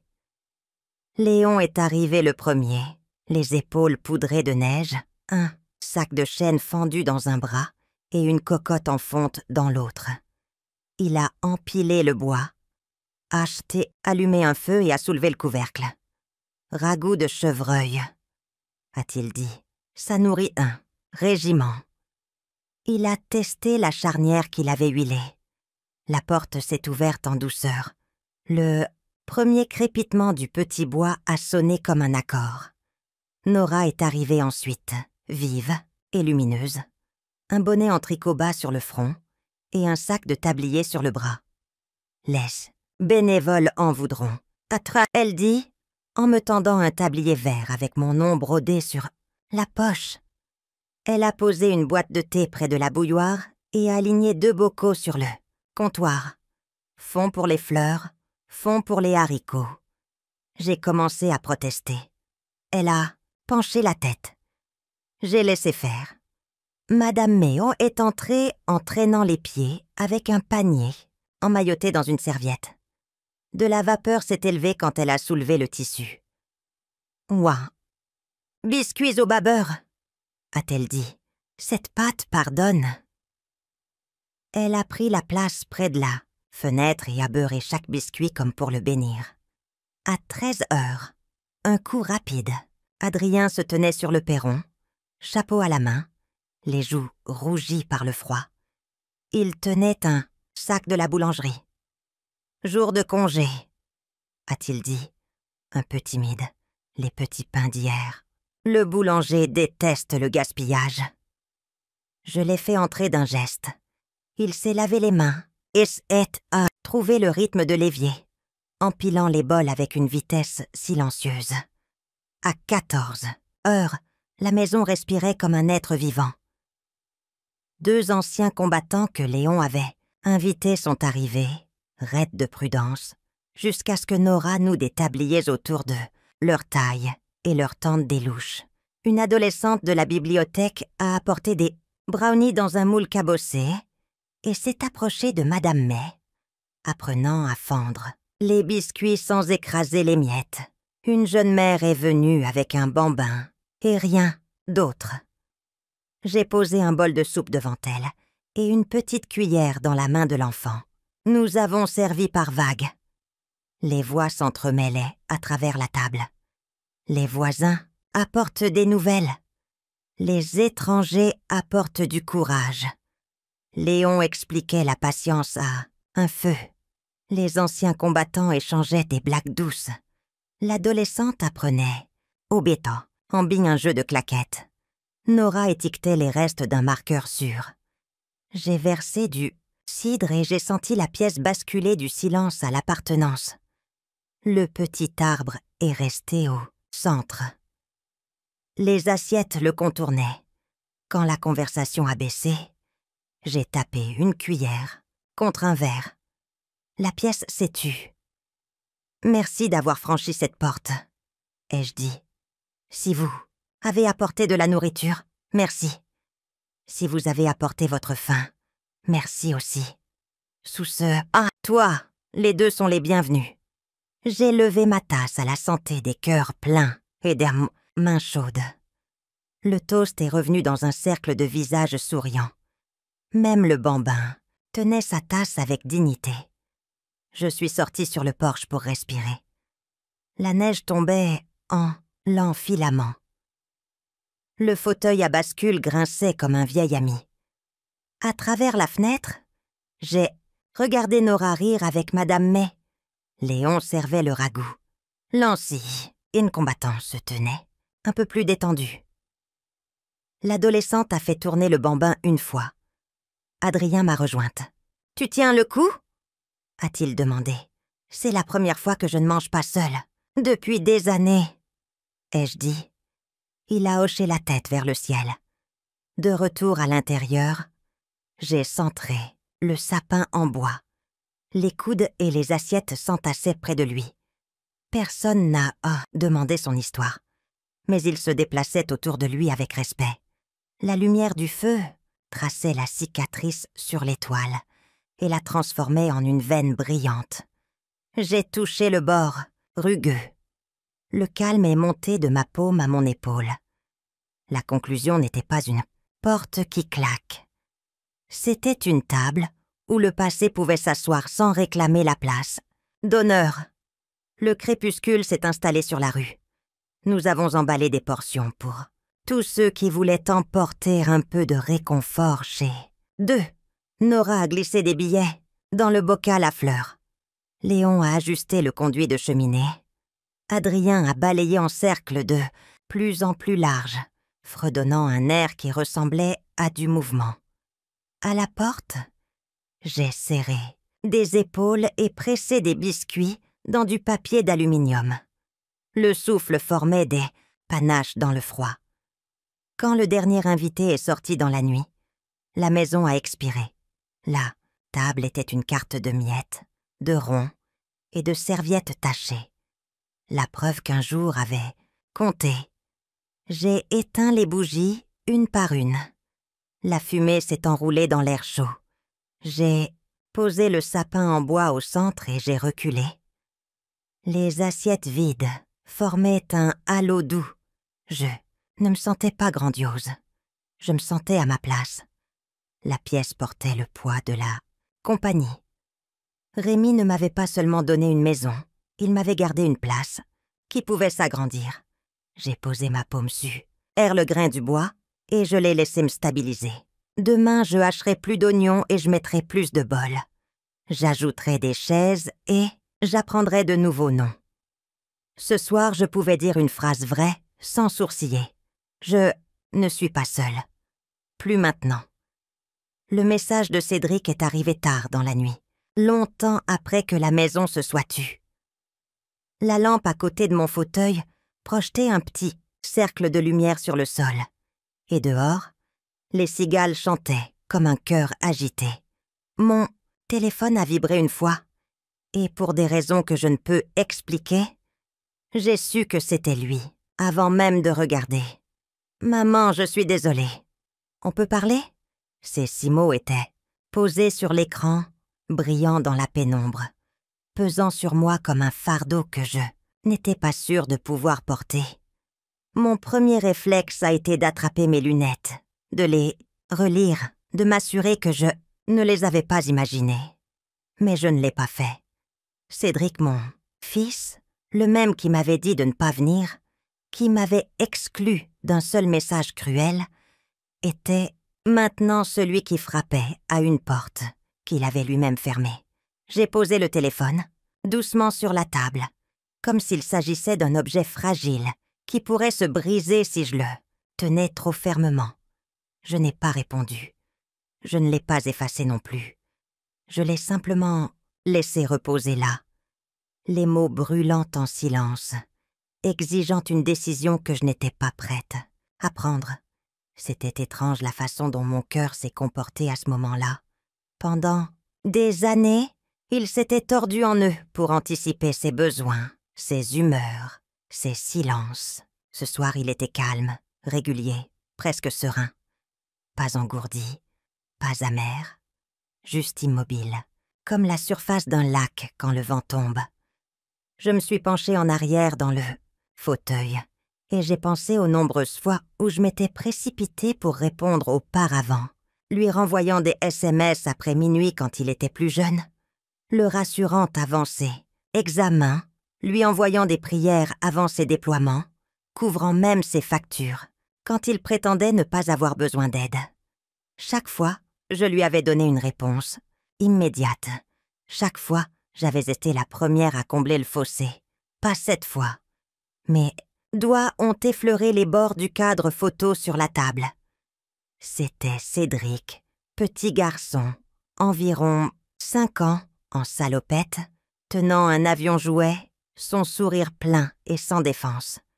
Ma poitrine s'est serrée, mais je n'ai pas pleuré. Cette version de lui était réelle autrefois.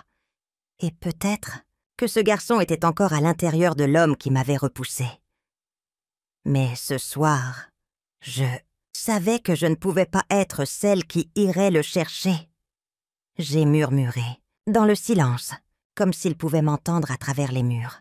« Si tu veux être mon fils, tu sais où me trouver. » L'écho de ces mots s'est installé en moi, non pas comme de la colère, mais comme une vérité. Pour la première fois depuis des années, je n'ai pas ressenti le besoin de poursuivre, de réparer, de me plier assez petite pour m'insérer dans l'espace qu'il m'accordait. S'il voulait la réconciliation, il devrait faire un pas vers moi, entièrement, honnêtement, sans condition. J'ai laissé le téléphone intact. Les heures ont passé. La lueur de l'écran s'est affaiblie et s'est éteinte, mais le message est resté.